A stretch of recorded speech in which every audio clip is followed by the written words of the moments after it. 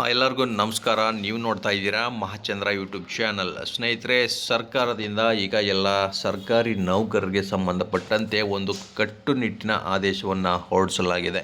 ಇದು ವಸ್ತ್ರ ಸಂಹಿತೆ ಬಗ್ಗೆ, ಜೊತೆಗೆ ಹಲವಾರು ನಿಯಮಗಳನ್ನು ಅಂದರೆ ಕಟ್ಟುನಿಟ್ಟಿನ ನಿಯಮಗಳನ್ನು ಕಡ್ಡಾಯಗೊಳಿಸಿ ಒಂದು ಆದೇಶವನ್ನು ಹೊರಡಿಸಲಾಗಿದೆ. ಸ್ನೇಹಿತರೆ, ಪ್ರತಿಯೊಂದು ಆದೇಶ ಅಂದರೆ ಈ ಆದೇಶದಲ್ಲಿ ಪ್ರತಿಯೊಂದು ನಿಯಮಗಳು ಏನೇನಿದೆ, ಯಾವ ವಿಚಾರಗಳ ಬಗ್ಗೆ ಈ ಆದೇಶವನ್ನು ಹೊರಡಿಸಿದ್ದಾರೆ ಅನ್ನೋ ಕಂಪ್ಲೀಟ್ ಡೀಟೇಲ್ಸ್ ನಾನು ಈ ವಿಡಿಯೋನಲ್ಲಿ ನಿಮಗೆ ತಿಳಿಸ್ಕೊಡ್ತಾ ಇದ್ದೀನಿ. ವಿಡಿಯೋನ ಸ್ಕಿಪ್ ಮಾಡದೆ ಪೂರ್ತಿಯಾಗಿ ನೋಡಿ. ಹಾಗೆ ನಮ್ಮ ಚಾನಲ್ನ ಇದೇ ಫಸ್ಟ್ ಟೈಮ್ ಯಾರು ನೋಡ್ತಾ ಇದ್ದೀರಾ ಅವರು ತಪ್ಪದೇ ಸಬ್ಸ್ಕ್ರೈಬ್ ಮಾಡ್ಕೊಳ್ಳಿ. ಹಾಗೆ ಪಕ್ಕದಲ್ಲಿರೋ ಬೆಲ್ ಐಕನ್ನ ಕ್ಲಿಕ್ ಮಾಡಿ ಆಲ್ ಅಂತ ಸೆಲೆಕ್ಟ್ ಮಾಡ್ಕೊಳ್ಳಿ. ಸ್ನೇಹಿತರೆ, ನಾನು ಮಾಡ್ತಕ್ಕಂಥ ಪ್ರತಿಯೊಂದು ವೀಡಿಯೋ, ನಾನು ಅಪ್ಲೋಡ್ ಮಾಡ್ತಕ್ಕಂಥ ಪ್ರತಿಯೊಂದು ವೀಡಿಯೋ ನೋಟಿಫಿಕೇಷನ್ ನಿಮಗೆ ನೇರವಾಗಿ ಬರುತ್ತೆ. ನೀವು ಯಾವುದೇ ವೀಡಿಯೋನು ಕೂಡ ಸರ್ಚ್ ಮಾಡಿ ನೋಡೋ ಅವಶ್ಯಕತೆ ಇರೋದಿಲ್ಲ. ಹಾಗೆ ಸರ್ಕಾರಿ ನೌಕರರು ಮತ್ತು ನಿವೃತ್ತ ಸರ್ಕಾರಿ ನೌಕರರಿಗೆ ಸಂಬಂಧಪಟ್ಟಂತಹ ಅಧಿಕೃತ ಮಾಹಿತಿಗಳು ನಮ್ಮ ಚಾನಲ್ನಲ್ಲಿ ಪ್ರತಿನಿತ್ಯ ಬರ್ತಾ ಇರುತ್ತೆ. ಸ್ನೇಹಿತರೆ, ಈ ವಿಡಿಯೋನ ಅಥವಾ ನಮ್ಮ ಚಾನಲ್ ಲಿಂಕನ್ನು ನೀವು ಶೇರ್ ಮಾಡ್ಬೋದು. ನಿಮ್ಮ ಸ್ನೇಹಿತರು ಯಾರು ಇದ್ದರೆ ಅಂಥವ್ರಿಗೆ ನೀವು ಶೇರ್ ಮಾಡ್ಬೋದು. ಬನ್ನಿ ಸ್ನೇಹಿತರೆ, ಈಗ ಸದ್ಯದಲ್ಲಿ ಅಂದರೆ ಈಗ ರೀಸೆಂಟಾಗಿ ಬಂದಿರತಕ್ಕಂಥ ಸರ್ಕಾರಿ ಆದೇಶ ಏನು ಅಂತ ನಾನು ನಿಮಗೆ ತಿಳಿಸ್ತಾ ಇದ್ದೀನಿ. ಸರ್ಕಾರಿ ನೌಕರರಿಗೆ ಇನ್ನು ಹರಿದ ಜೀನ್ಸ್ ಮತ್ತು ಸ್ಲೀವ್ಲೆಸ್ ಬ್ಲೌಸ್ ನಿಷಿದ್ಧವನ್ನು ಮಾಡಲಾಗಿದೆ. ಅಂದರೆ ಇದು ಹೆಡ್ಡಿಂಗ್ ಸ್ನೇಹಿತರೆ. ಆದರೆ ಇದರಲ್ಲಿ ಕೆಲವೊಂದು ಇನ್ನೊಂದಷ್ಟು ನಿಯಮಗಳಿದೆ. ಏನು ಅಂತಂದರೆ, ಅಡಿ ಸೂಕ್ತ ಬಟ್ಟೆ ಕಡ್ಡಾಯ. ರಾಜ್ಯ ಸರ್ಕಾರದಿಂದ ಈ ಸುತ್ತೋಲೆಯನ್ನು ಹೊರಡಿಸಿರ್ತಕ್ಕಂಥದ್ದು.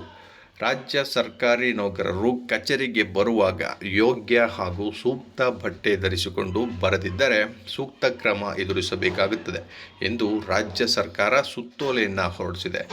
ಕಾರ್ಪೊರೇಟ್ ಕಚೇರಿಗಳಿಗಿಂತ ಭಿನ್ನವಾಗಿ ಸರ್ಕಾರಿ ನೌಕರರಿಗೆ ಯಾವುದೇ ವಸ್ತ್ರ ಸಂಹಿತೆ ಇಲ್ಲ. ಹಾಗಿದ್ದು ಕೆಲವು ಸಿಬ್ಬಂದಿಗಳು ಯುವ ಜನತೆ ಕಾಲೇಜಿಗೆ ಧರಿಸಿಕೊಂಡು ಹೋಗುವ ರೀತಿಯಲ್ಲಿ ಬಟ್ಟೆ ಧರಿಸುತ್ತಾರೆ. ಇದು ಸ್ವೀಕಾರಾರ್ಹವಲ್ಲ.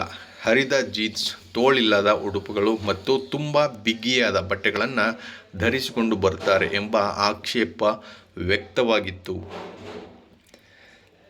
ಈ ಆಕ್ಷೇಪ ವ್ಯಕ್ತವಾದ ನಂತರ ಸ್ನೇಹಿತರೆ, ಈ ನಿಯಮಗಳನ್ನು ಕಡ್ಡಾಯಗೊಳಿಸಿ ಈಗ ಸರ್ಕಾರ ಆದೇಶವನ್ನು ಹೊರಡಿಸಿರ್ತಕ್ಕಂಥದ್ದು. ನೋಡಿ, ಇನ್ನು ಏನೇನು ನಿಯಮಗಳಿದೆ ಅಂತಂದರೆ, ಚಲನ ರಿಜಿಸ್ಟರ್ ಮತ್ತು ನಗದು ಘೋಷಣೆ ರಿಜಿಸ್ಟರನ್ನು ಪರಿಚಯಿಸಿದೆ. ಅಂದರೆ ಚಲನ ರಿಜಿಸ್ಟರ್ ಅಂತಂದರೆ ನೌಕರರು ಕಚೇರಿ ಪ್ರವೇಶಿಸುವಾಗ ಮತ್ತು ಹೊರ ಹೋಗುವಾಗ ನಮೂದಿಸುವುದು ಕಡ್ಡಾಯವಾಗಿರುತ್ತೆ. ಕರ್ತವ್ಯದ ಮೇಲೆ ಹೊರಗೆ ಹೋಗುತ್ತಿದ್ದರೂ ರಿಜಿಸ್ಟರ್ನಲ್ಲಿ ನಮೂದಿಸಿಯೇ ಹೋಗಬೇಕು. ಯಾವುದೇ ಕಾರಣಕ್ಕೂ ಈಗ ಆಫೀಸ್ಗೆ ಎಂಟ್ರಿ ಕೊಟ್ಟ ನಂತರ ಅವರು ಅಲ್ಲಿ ರಿಜಿಸ್ಟರ್ನಲ್ಲಿ ಎಂಟ್ರಿಯನ್ನು ಮಾಡಬೇಕು, ಆಫೀಸ್ಗೆ ಎಂಟ್ರಿ ಆಗಿದ್ದೀನಿ ಅಂತ. ಮತ್ತು ನೀವು ಕಚೇರಿ ಕೆಲಸದ ಮೇಲೆ ನೀವು ಹೊರಗಡೆ ಹೋದರೂ ಕೂಡ ನೀವು ಅಲ್ಲಿ ಎಂಟ್ರಿಯನ್ನು ಮಾಡಿ ಹೋಗಬೇಕಾಗತ್ತೆ ಈ ರಿಜಿಸ್ಟರ್ನಲ್ಲಿ. ಹಾಗೆ ಕಚೇರಿಗೆ ಬರುವಾಗ ತಮ್ಮ ಹತ್ತಿರ ಇದ್ದ ಹಣ ಹಾಗೂ ಹೊರ ಹೋಗುವಾಗ ಇರುವ ಹಣವನ್ನು ರಿಜಿಸ್ಟರ್ನಲ್ಲಿ ಎಂಟ್ರಿ ಮಾಡಬೇಕು. ಇದು ಬಹಳ ಮುಖ್ಯ ಸ್ನೇಹಿತರೆ. ತಾವು ಕಚೇರಿಗೆ ಬರುವಂಥ ಸಮಯದಲ್ಲಿ ತಮ್ಮಲ್ಲಿ ಎಷ್ಟು ಹಣ ಇತ್ತು ಅದನ್ನು ಕೂಡ ಮೆನ್ಷನ್ ಮಾಡಬೇಕು. ಹೋಗುವ ಸಮಯದಲ್ಲಿ ಎಷ್ಟು ಹಣ ಇದೆ ಅನ್ನೋದನ್ನು ಕೂಡ ಮೆನ್ಷನ್ ಮಾಡಬೇಕು.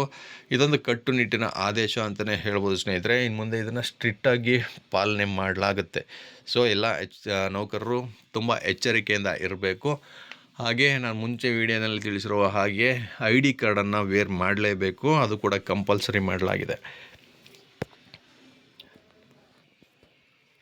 ಸರ್ಕಾರಿ ನೌಕರರು ಎಲ್ಲ ಪ್ರೈವೇಟ್ ಎಂಪ್ಲಾಯಿಗಳಿಗಿಂತ ಭಿನ್ನವಾಗಿ ಕಾಣಬೇಕು, ಶಿಸ್ತಾಗಿ ಕಾಣಬೇಕು ಅನ್ನೋ ಕಾರಣಕ್ಕೆ ಈ ಕಡ್ಡಾಯ ನಿಯಮವನ್ನು ಮಾಡಲಾಗಿದೆ. ಹಾಗೆ ಕಚೇರಿಗೆ ಬರುವಾಗ ತಮ್ಮ ಹತ್ತಿರ ಇದ್ದ ಹಣ ಮತ್ತು ಹೋಗುವಾಗ ತಮ್ಮ ಹತ್ತಿರ ಇರುವಂಥ ಹಣವನ್ನು ಎಂಟ್ರಿ ಮಾಡಬೇಕು ಅಂತ ಹೇಳಿರೋದು ಭ್ರಷ್ಟಾಚಾರ ತಡೆಗೆ ಒಂದು ಹೆಜ್ಜೆ ಅಂತಲೇ ಹೇಳ್ಬೋದು.